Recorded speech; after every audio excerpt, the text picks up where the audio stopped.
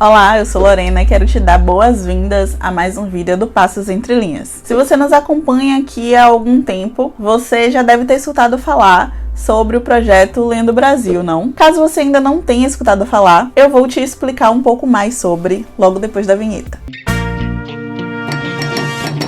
Então, em 2017 eu comecei um projeto, não é de minha autoria, eu vi esse projeto na internet e eu resolvi adaptar para a minha vontade, a minha realidade. Em 2017, então, eu me propus a ler pelo menos 2 livros de autoria, né, de pessoas de cada estado do nosso país. Então, desde 2017 eu venho com esse objetivo de ler livros de todos os estados do Brasil e no mínimo de 2 pessoas de cada estado. Só que aí eu leio muito livro de autoria baiana, até para produzir conteúdo também, porque o Passos Entre Linhas tem como um dos focos, né, um dos objetivos do Passos Entre Linhas é divulgar literatura baiana. Então eu tenho muitas indicações de literaturas, né, produzidas por pessoas daqui da Bahia e fui deixando de lado o projeto Lendo Brasil, mas agora em 2023 eu vou conseguir bater a meta de pelo menos metade dos estados. Eu vou conseguir ler. Por favor, que eu tenha tempo para isso. E organização. Aproveitei esse início de ano para poder reorganizar as coisas, fiz algumas outras leituras e fechei mais 3 estados. Eu já tinha lido obras da Bahia, óbvio, do Ceará, do Rio de Janeiro e de São Paulo. Eram 4 estados que já estavam dado check lá no meu caderninho do projeto. Eu não vou falar muito sobre as obras desses estados que eu já tinha lido antes, porque já tem vídeos aqui no canal falando sobre esses livros e eu vou deixar esses vídeos aqui na descrição, porque eu falei de cada livro lido. Vou apenas citar os livros que eu li para o projeto. Já fiz outras leituras também de autorias desses estados, inclusive outras leituras dessas mesmas pessoas, né, desses mesmos artistas. Mas enfim, são tantas leituras de obras de autorias baianas que eu nem listei aqui. Mas eu quero chamar a atenção para o Ceará. Fiz a leitura de A Cabeça do Santo, da Socorro Racioli, Heroínas Negras Brasileiras em 15 Cordéis, da Jaridia Reis, e O Pavão Misterioso, do Ronaldo Correia de Brito. Já no Rio de Janeiro, para o projeto, eu tinha lido Suicidas, do Rafael Montes, e Enterre Seus Mortos, da Ana Paula Maia.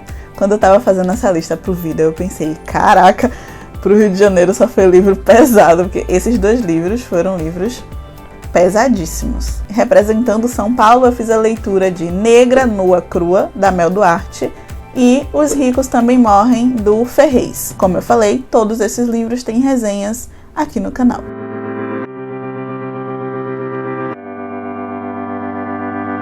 Então, quais foram os outros 3 estados que eu consegui dar check nesse início de 2023?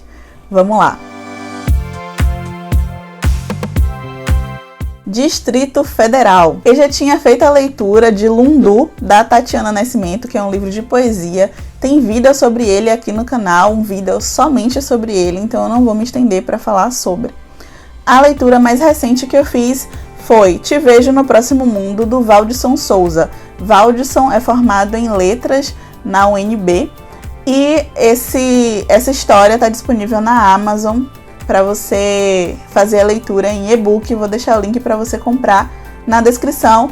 E aproveito para puxar aqui um parêntese. Se você for comprar itens na Amazon, se você puder comprar pelo nosso link de associados, que está sempre na descrição, você nos dá uma ajuda financeira sem gastar 1 centavo a mais. Porque as compras que vocês fazem pelo nosso link de associados na Amazon acabam gerando uma pequena porcentagem para a nossa conta de associados. E esse valor a gente converte em pagamento de energia, de transporte para produzir conteúdo, pagamento de edição de vídeo, não é, Emerson? Isso.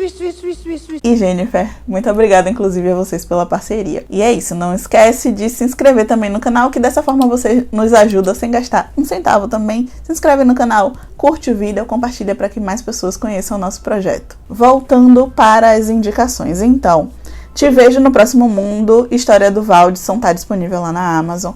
E é uma história afrofuturista, Como é um conto, eu não quero entrar muito na história, mas para não dar spoiler, mas eu gostei muito que um dos personagens é narrado como você, o personagem principal, fala. Porque quando eu encontrei você, porque a outra versão de você, é muito engraçado porque parece que ele tá conversando com a gente, mas ao mesmo tempo a gente sabe que ele tá conversando com o par romântico dele na história. Essa sensação foi engraçada, essa sensação foi estranha num bom sentido. E a história é narrada num futuro distópico, em que o personagem viaja para diversas outras dimensões, diversos outros mundos, e em cada um desses mundos ele encontra uma outra versão do cara por quem ele sempre se apaixona e se apaixona e se reapaixona. Mesmo essa pessoa tendo diferentes personalidades, ele acaba se envolvendo sempre com esse outro rapaz. Eu acho que é isso que eu posso falar sobre essa história sem dar spoiler.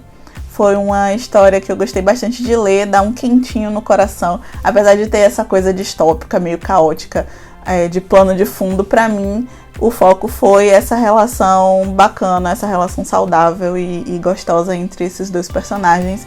É uma história que eu indico muito que você leia. O e-book tá bem baratinho na Amazon. Aproveita, vai lá, garante o seu e boa leitura.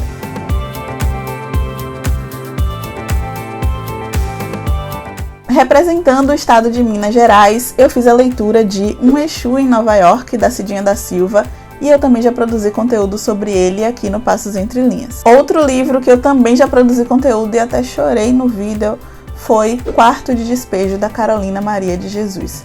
Embora ela tenha vivido a maior parte de sua vida em São Paulo, não sei se você sabe, mas a Carolina Maria de Jesus era mineira, então ela também está aqui representando o estado de Minas Gerais. Como eu já produzi conteúdo sobre os livros da Carolina e da Cidinha, eu quero falar um pouco sobre o livro O Amanhã Não Está à Venda, do Ailton Krenak. O Ailton Krenak é um grande líder indígena conhecido internacionalmente. Ele tem engajamento super forte pelas lutas dos direitos dos povos indígenas aqui no Brasil. E ele escreveu Amanhã Não Está à Venda logo no iniciozinho da pandemia, em 2020. E esse livro foi publicado pela Companhia das Letras e está disponível gratuitamente na Amazon. Não é um livro que está gratuito por promoção. Se você jogar lá Ailton Krenak e o título do livro Amanhã Não Está à Venda, você vai baixar o livro gratuitamente, independente do momento. Eu espero, né? Porque tá assim desde o lançamento. Independente do momento em que você esteja vendo esse vídeo, você vai conseguir baixá-lo de graça lá na Amazon. Esse é estilo um discurso, essa obra é tipo um discurso, um artigo em que o Ailton conversa com a gente, né, leitores, sobre a visão que ele tem em relação à pandemia, em relação ao isolamento social. O Ailton, no período em que escreveu esse texto, estava isolado junto com a sua comunidade Krenak, lá em Minas Gerais, e aí ele traz algumas reflexões que, mesmo eu tendo lido 2 anos depois, né, da publicação, por eu ter passado por esse momento também, de como todo mundo, né, passado por esse momento de isolamento, da tensão, de sem saber o que é que vai acontecer, de sem saber se a gente ia conseguir seguir nossos planejamentos futuros e tal. Isso me bateu muito quando eu fiz a leitura agora no início de 2023, e é uma leitura que eu indico pra caramba que você faça, porque mesmo que esse seja um texto bem pontual, bem datado, eu acredito que ele seja para nós todos no mundo, né, que passamos por esse momento tão difícil e que estamos o tempo todo pensando no futuro, o tempo todo pensando no que é que a gente vai fazer, eu não tenho tempo para fazer tal coisa, faz a gente refletir que a gente não pode prever o amanhã, porque o amanhã, como parafraseando Pitch, o amanhã pode nem chegar. Eu separei aqui um trecho do texto do Krenak para exemplificar isso aqui que eu tô falando, né? Ele diz que há muito tempo não programa atividades para depois. Temos que parar de ser convencidos. Não sabemos se estaremos vivos amanhã. Temos de parar de vender o amanhã. E aí eu fiz uma nota aqui no e-book, no Kindle, coloquei, é difícil. É difícil. Outro trecho que eu trago pra vocês é: o futuro é aqui e agora. Pode não haver o ano que vem. Tem um momento aqui na história que na história não, né? Na leitura, que ele diz que ele não faz apologia ao apocalipse, mas que ele tem que abrir nossos olhos para poder pensarmos criticamente sobre as nossas práticas. Ele diz: não sou um pregador do apocalipse. O que tento é compartilhar a mensagem de um outro mundo possível. E com certeza eu passei a refletir sobre minhas práticas. Lógico que não é de um dia para o outro, né? Que você lê o livro e mudei. Eu vou parar de ficar planejando coisas e pensando, enfim, de forma não saudável sobre o futuro. Não. E outra coisa que ele critica, né? A questão da gente viver sempre olhando para o passado também, ao invés de viver o aqui e agora. Lógico que não é de um dia para o outro que eu vou simplesmente mudar práticas, mudar pensamentos. Mas ler O Amanhã Não Está à Venda, desde que eu terminei de ler, eu já comecei a pensar que eu preciso mudar hábitos e pensar criticamente sobre algumas questões. Então foi uma leitura que para mim foi muito importante, sim.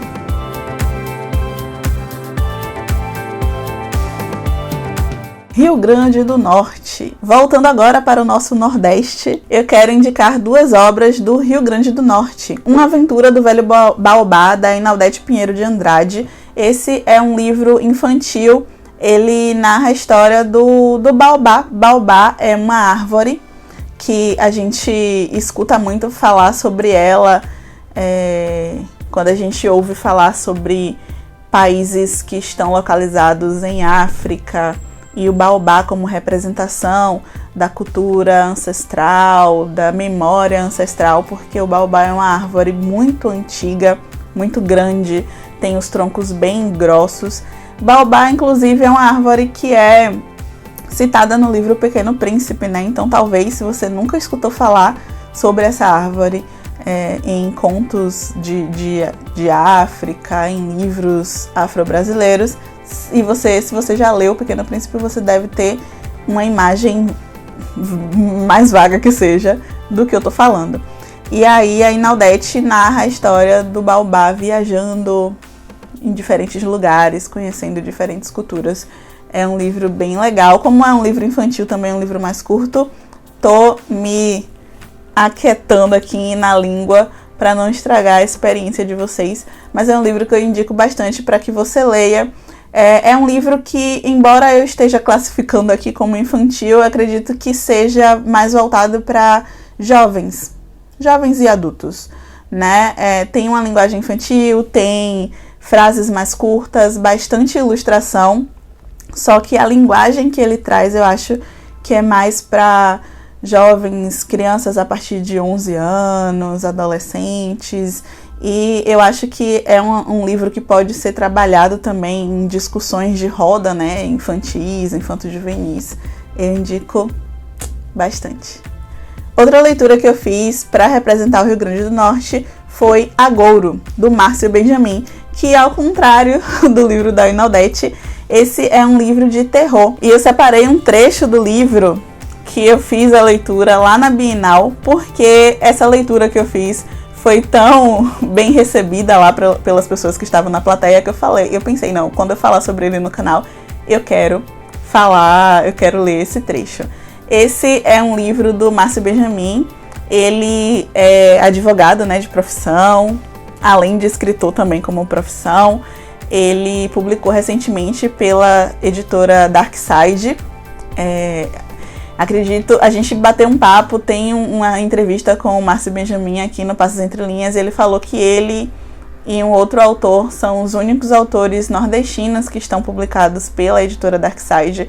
E um autor nordestino ser publicado por uma grande editora, né, uma editora de grande distribuição nacional, me deixa muito feliz. Eu indico muito que vocês leiam Agouro. Agouro é um livro que tá comida tão bom que a gata comeu.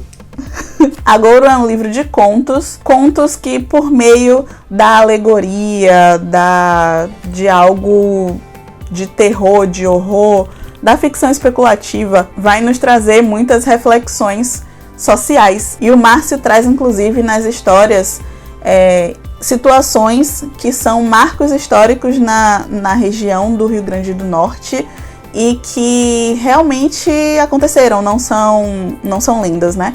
São histórias que, infelizmente, realmente aconteceram. E eu acredito que você vai aprender bastante sobre a história do estado, né? Porque se você for como eu, que você lê e aí tem um dado aqui, tem um ano aqui, o que aconteceu nesse ano? Tá citando aqui uma guerra, o que foi essa guerra? Enfim, uma seca em tal período, em tal local. Se você for como eu, que fica jogando sempre na internet para pesquisar mais sobre, eu acredito que você vai descobrir muito, vai aprender muito sobre a história do Rio Grande do Norte, lendo agora. E eu falei que eu vou ler o trecho, né? Deixa eu ler aqui. O finalzinho do conto de título Um Gole de Sol. Contextualizando. No conto Um Gole de Sol, aparece uma mulher na beira da estrada pedindo carona a um motorista. E aí ninguém quer parar pra ela. Ela tá com a criança no colo e ninguém quer parar pra ela. Mas ele se compadece, ele para e dá a carona à mulher, oferece água, oferece comida, enfim. Antevendo a viagem comprida, o motorista ligou o rádio. Incomoda? A mulher fez que não com a cabeça. Pelo rabo do olho, o motorista perdeu a respiração ao perceber a criança de boca aberta. Moça, esse menino tá bem? Ele tá bem? Tá. A mulher parecia tranquila, o que o acalmou um pouco. Como é o nome dele? O motorista perguntou. Cosme. Ele tem quantos anos já? Eu nem sei mais, senhor. Eu tenho um casal, disse, apontando para a foto, presa no quebra-sol. Tô indo para casa. A mulher riu de leve. Filho é bom, faz a gente ter força para continuar. O rapaz respondeu, isso é. A boca aberta do menino já atraía moscas. O motorista sentiu o suor se formando na testa. Ela disse, eu faço tudo, é por ele. A estrada longa e sem fim era como uma desesperança a dizer não. Moça, o corpo do menino duro sobre o banco do carro. 2, 3, 4 moscas. Moça, o motorista tremia abertamente, quase não conseguia segurar o volante. O menino, já azulado, os olhos abertos. Não. Moça? E ela respondeu, o senhor foi o único que parou pra gente, moço. Disse o corpo da mulher apodrecido de repente, sorrindo um riso com poucos dentes. O único. No meio do sertão resplandecente de sol, o caminhão descontrolado tombou. Eu tô toda arrepiada, eu me arrepiei toda na Bienal lendo esse trecho. Eu estou toda arrepiada agora. De novo, não sei se dá pra ver na câmera. Eu não esperava chorar, mas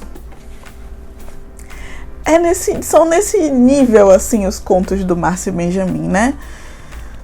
A gente tem essa imagem do terror, da morte, para criticar a fome, a seca, a dificuldade de famílias que não são assistidas pelos governos das regiões onde elas vivem. E rindo de nervoso. Eu indico muito que você acompanhe todos os artistas que eu indiquei aqui nesse vídeo. Eu indico muito essas obras. Espero que você tenha gostado do vídeo. Eu pedi desculpa pelo choro, mas eu tô aprendendo. Eu não preciso ficar pedindo desculpa por essas coisas que não tem que pedir desculpa. Não esquece de se inscrever no canal, curtir esse vídeo e nos acompanhar também nas outras redes sociais, no Instagram, no Twitter, na Twitch, também no TikTok. Tô lá no TikTok não fazendo dancinha, mas falando de poesia. Se você quer nos apoiar financeiramente, acesse o catarse.me/Passos Entre Linhas e saiba mais como nos ajudar. Compartilhe esse vídeo para que ele possa chegar a mais pessoas. Até a próxima. Vamos ler o Brasil e conhecer o tanto de produção maravilhosa que a gente tem no nosso país. Tchau, tchau.